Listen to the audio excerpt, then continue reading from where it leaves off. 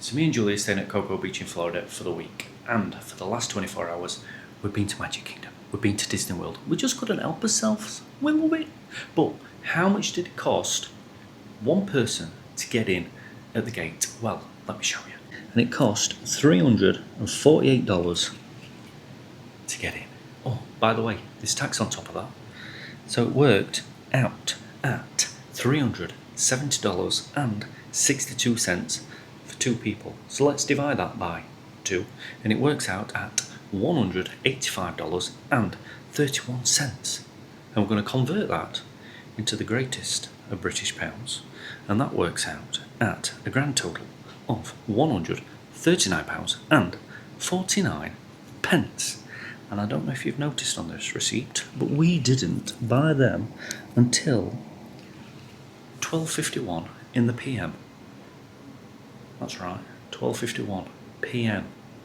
You're probably thinking to yourself, if I were going to spend £140 getting into a theme park, I would be there kicking down the door. Well, there was no need, because we stayed on property. We stayed at the Dolphin Resort. There's the Swan, I think it's Swan or Dolphin Reserve, one of them two, and the deluxe resorts. If you stay on one of those throughout certain days of the week in certain theme parks, you get extra magic hours. I know if you're staying on property, you can get in there early, a little bit earlier, half an hour earlier than everybody else, but if you're staying in the deluxe hotels, you get extra magic hours. So between 10 PM and 12 PM, we was able to ride the rides in Magic Kingdom. You can stay in there anyway if you want to, you just won't be able to ride the rides.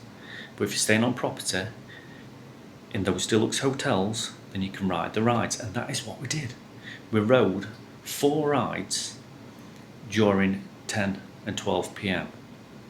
Bearing in mind, we'd already rode every ride in there anyway.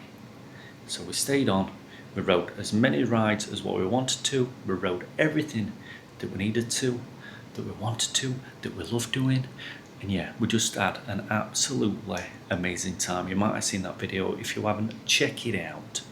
But we had an amazing time. But do you think it was worth paying £140 to get in that theme park? I do, personally. Magic Kingdom is just magic. It's even more magic when you're spending it with the one you love. And it was even more magical that we didn't have the kids with us.